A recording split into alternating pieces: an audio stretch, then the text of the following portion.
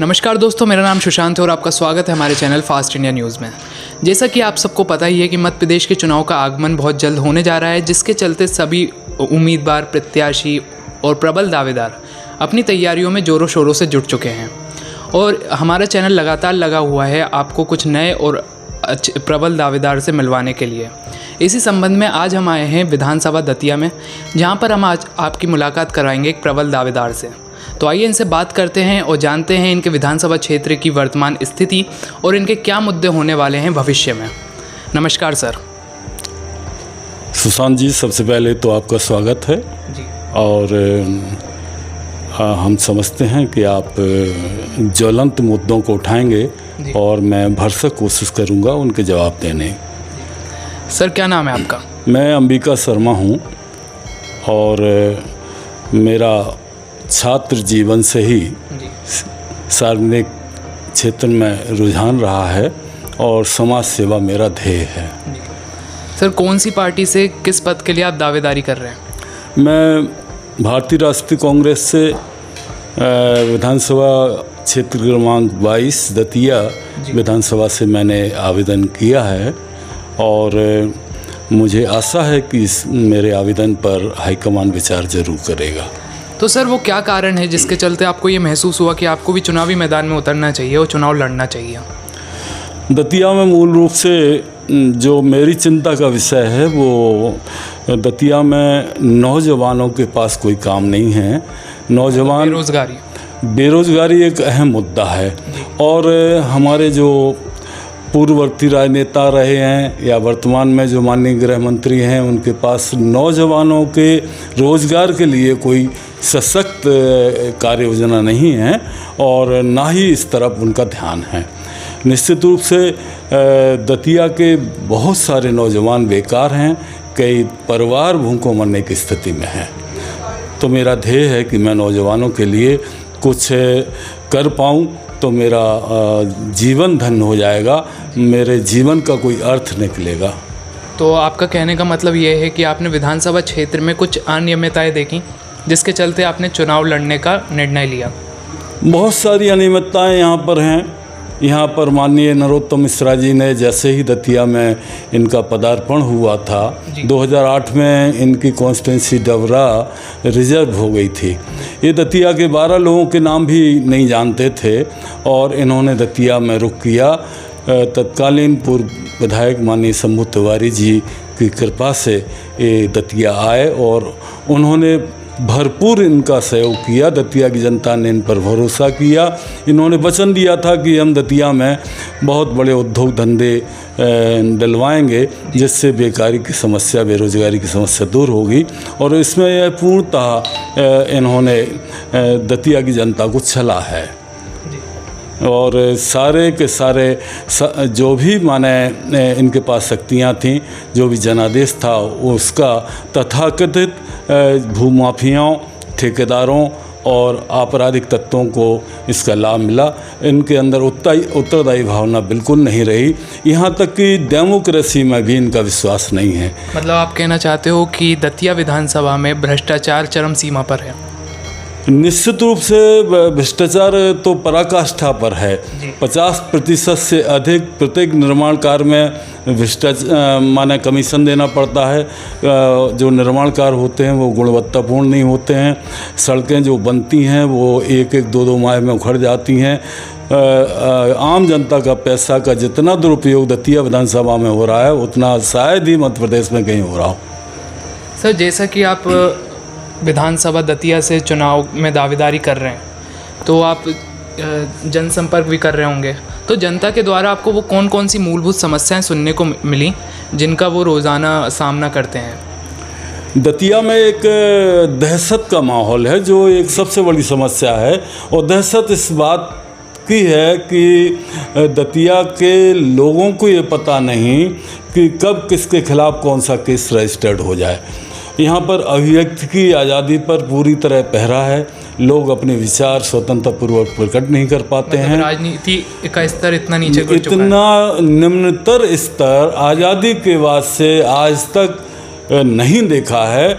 और यहाँ तक कि इतने निरंकुश और तानाशाह हमारे जनप्रतिनिधि हो गए हैं, जो माननीय गृह मंत्री भी हैं मध्य प्रदेश के, जिनके हाथ में कानून और व्यवस्था का पूरा जिम्मा जिनका होता है, वो आज अपने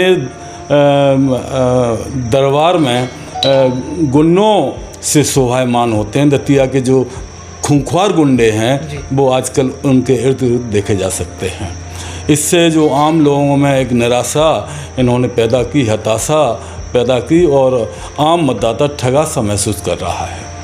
सर, आपके विधानसभा क्षेत्र में शिक्षा का स्तर कैसा है? यहाँ क्या सभी स्कूल अच्छे से संचालित हो रहे हैं? उसमें मिड डे मील मिल रहा है? कैसा स्तर है इधर का? टीचर्स आ रहे हैं? सबसे पहले हम महाविद्यालय की बात कर लें। मैं सर्वाधिक समय तक छात्र राजनीति में रहा, कॉलेज में जॉइंट सेक्रेटरी रहा, वर्तमान की स्थिति प्रेसिडेंट रहा और यूनिवर्सिटी वाइस प्रेसिडेंट रहा। तो मेरा शिक्षण संस्थानों से बड़ा नज़दीकी वास्ता है, शिक्षकों से और छात्रों से। यहाँ पर शिक्षा का स्तर बिल्कुल गिरा हुआ है। शिक्षकों को और शैक्षणिक कार्यों में न लगा के अन्य कार्यों में प्रशासन लगा देता है। और आए दिन माननीय नरोत्तम मिश्रा जी और उनके बड़े भाई जो रजिस्ट्रार रहे हैं आनंद मिश्रा जी, उनके यहाँ जी हजूरी बढ़ाने के लिए शिक्षकों को जाना पड़ता है। यह अनिवार्य नहीं, अपरिहार्य स्थिति हो गई है।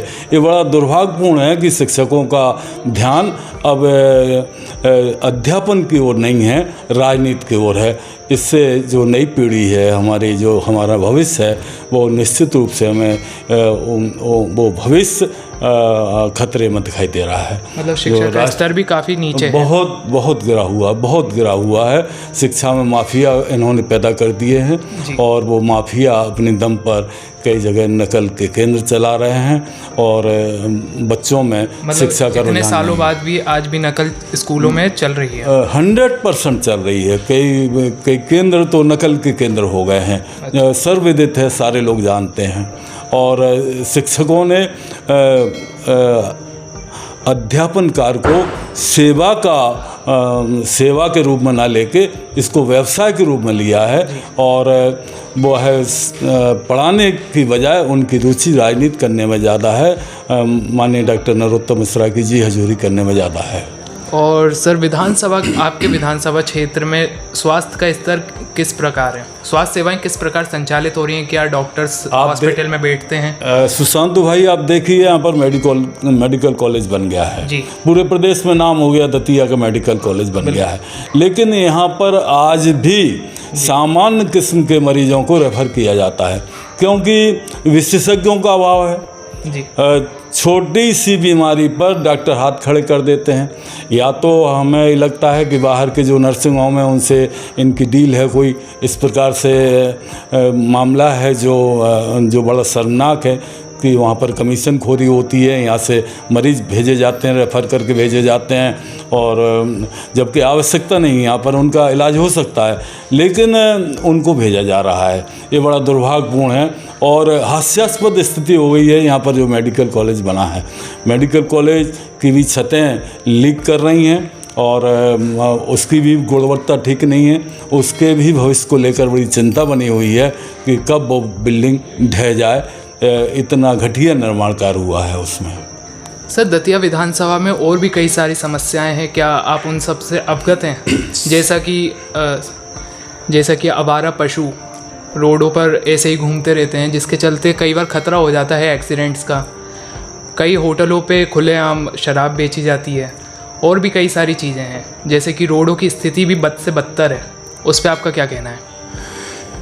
यहाँ के रोडों की स्थिति तो आप देख ही रहे होंगे जी। आप झांसी बाईपास रोड देख लीजिए, जहाँ पर आराम 2 पहिया वाहन भी निकल सकता है। आए दिन एक्सीडेंट होते हैं, बुजुर्ग लोग गड्ढों में गिरे हुए दिखाई देते हैं। और आवारा पशुओं की स्थिति तो ऐसी है कि जिस गौ माता के नाम पर लोग वोट की राजनीति कर रहे हैं, धर्म की आड़ में राजनीति कर रहे हैं, अधिकांश एक्सीडेंट आपको गौ माता के ही दिखाई देंगे रोडों पर, और माने बिल्कुल लावारिस हालत में मृत अवस्था में गायें दिखाई दे रही। यह इनका मुखौटा चढ़ाए हुए हैं, धर्म का चोला चढ़ाए हुए हैं, इनका धर्म से कोई वास्ता नहीं, ना संवेदनाओं से कोई वास्ता है। और यह बड़ी शर्मनाक बात है कि गौ और की बात करने वाली, गौ माता की बात करने वाली है भारतीय जनता पार्टी, इस गायों के रखरखाव पर और गौवंश के रखरखाव पर इसका बिल्कुल ध्यान नहीं है। माननीय कमलनाथ जी ने गौशालाएं खोली थी और उसमें निश्चित रूप से इनका संरक्षण होता, संवर्धन होता और इनको आश्रय मिलता, लेकिन वो गौशालाएं भी ठप पड़ी हुई हैं, वो कारण रूप में परिणत इन्होंने नहीं किया है उसमें। सर, जैसा कि हमने कुछ गंभीर समस्याओं पे चर्चा करी, तो जो वर्तमान के विधायक हैं उन्होंने इन समस्याओं का हल करने के लिए कोई प्रयास नहीं किया? मुझे याद आ रहा है कि सबसे पहले इन्होंने आश्वासन दिया था कि दतिया में गुंडे नहीं रहने देंगे और गड्ढे नहीं रहने देंगे और दतिया की प्यास हम बुझाएंगे। तो दतिया में गुंडे भी बहुतायत संख्या में हैं और गड्ढे तो जगह जगह दिखाई दे रहे हैं आपको। यहाँ पर केवल कमीशन खोरी का काम हो रहा है। यहाँ पर जनता की जो मूलभूत समस्याएं हैं उनसे हमारे नेतृत्व को कोई वास्ता नहीं है, दूर दूर का वास्ता नहीं है। अभी आपने इनका डेमोक्रेसी में वास्ता नहीं है। आपने अभी देखा होगा नगर पालिका के चुनाव में जिस प्रकार से बूथ कैप्चरिंग हुई, प्रशासन की शक्तियों का गंभीरतम दुरुपयोग किया गया। प्रशासन के लोगों ने कई अनियमितताएं की, गुंडों ने फर्जी मतदान किया और बूथ कैप्चरिंग हुई, लड़ाई झगड़े भी हुए और प्रशासन मूक दर्शक बना बैठा। वर्तमान विधायक को इन सारी समस्याओं की जानकारी है? ये सब कुछ उनके ही संरक्षण में फल फूल रहा है। वर्तमान विधायक ने तो पिछले नगर पालिका चुनाव में एक प्रयोग किया था कि हम बूथ कैप्चरिंग करके, हम फर्जी मतदान करके किस प्रकार से कब्जा कर सकते हैं। तो इनका डेमोक्रेसी में विश्वास है नहीं। अब तो यह आतंक, दहशत और पैसे के दम पर अगला चुनाव जीतना चाहते हैं, जो बहुत दुर्भाग्यपूर्ण है। इससे डेमोक्रेसी कमज़ोर होगी, लोगों के मताधिकार का कोई मतलब नहीं रहेगा। विगत चुनाव में, नगर पालिका के चुनाव में भी आपने देखा होगा बहुत सारे लोग वोट डाल नहीं पाए। जैसे भी वो पोलिंग बूथ पर आते थे तो उनको कह दिया जाता था तुम्हारा वोट डल गया है। तो इस प्रकार की गुंडागर्दी जो डेमोक्रेसी में नहीं होना चाहिए, भारत का सबसे परिपक्व और पूरे विश्व में बड़े सम्मान के साथ देखा जाने वाला प्रजातांत्रिक देश है और ये दतिया में प्रजातांत्रिक मूल्यों की धज्जियाँ उड़ाई जा रही हैं। सर, आपके कौन से मुद्दे होने वाले हैं जिसको लेकर आप चुनावी मैदान में उतरेंगे? सबसे पहला मुद्दा तो मेरा नौजवानों को रोजगार देने का है जी। उसके लिए मुझे कुछ भी करना पड़े। आप किस प्रकार बेरोजगारी को दूर करेंगे? हम यहाँ पर कोई बृहद कारखाना खुलवाने के लिए पहल करेंगे। कौन सा? यदि हमको मौका मिलता है और हम सदन में पहुंचते हैं तो सबसे पहला मेरा प्रयास होगा कि दतिया के बेरोजगार नौजवानों का पुनर्वास किया जाए, उनको रोजगार से संलग्न कराया जाए और जो रोजगार गलत दिशा में जा रहे हैं उनको रचनात्मक दिशा में मोड़ा जाए। मैं ये पूछ रहा हूँ कि आप रोजगार किस प्रकार दिलवाओगे उन लोगों को? यहाँ पर कोई बड़ा कारखाना लगाएंगे, जैसे शुगर मिल है, जैसे यहाँ पर जो बंद पड़ा हुआ कारखाना है इसको दोबारा चलवाएंगे हम। एग्रो सॉल्वेंट का कारखाना है, स्टील प्लांट लाने की जो इन्होंने घोषणा की थी वो नहीं ला पाए, लेकिन हमारा प्रयास रहेगा कि हम कारपोरेट वगैरह से बात करें, उनसे अनुरोध करें, उनको दतिया में के बारे में बताएं। अभी लोग इसलिए कारखाना नहीं लगाते, वो कहते हैं यहाँ पर गुंडाई होती है, यहाँ पर गुंडागर्दी होती है और यहाँ अनुकूल परिस्थितियाँ नहीं हैं। इस वजह से बड़े बड़े उद्योगपति यहाँ पर कारखाना लगाने में घबराते हैं और रुचि नहीं लेते हैं। तो हम उनको विश्वास में लेंगे और निश्चित रूप से यहाँ पर छोटे छोटे उद्योग धंधे हम डालेंगे शासन की मदद से और इस प्रकार से नौजवानों का पुनर्वास करेंगे। और यहाँ पर प्रेरित करेंगे।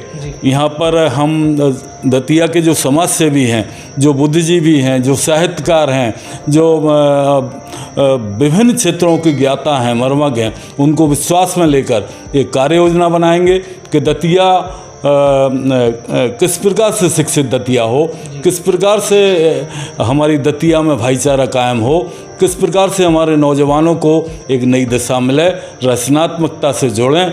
और उन सब के सारे विद्वानों के, सारे समाजसेवियों के, सारे विशेषज्ञों की हम राय लेंगे और उनको साथ में लेकर हम इस प्रकार की कार्य योजना बनाएंगे जिससे एक दतिया हमें नई दतिया, स्वस्थ दतिया, आदर्श दतिया के रूप में दिखे। अगर विधानसभा क्षेत्र, दतिया विधानसभा के क्षेत्र की जनता आपको आशीर्वाद देती है और आप विधायक पद पर आते हैं, तो वो कौन से कार्य होगा जिसको आप प्राथमिकता दोगे और सबसे पहले कराने की कोशिश करोगे? सबसे पहले तो गुंडागर्दी का समूल नाश करेंगे हम जी। क्योंकि दतिया एक शांत शहर है, दतिया सभ्यता का शहर है, दतिया संस्कृति का शहर है, दतिया मर्यादा का शहर है।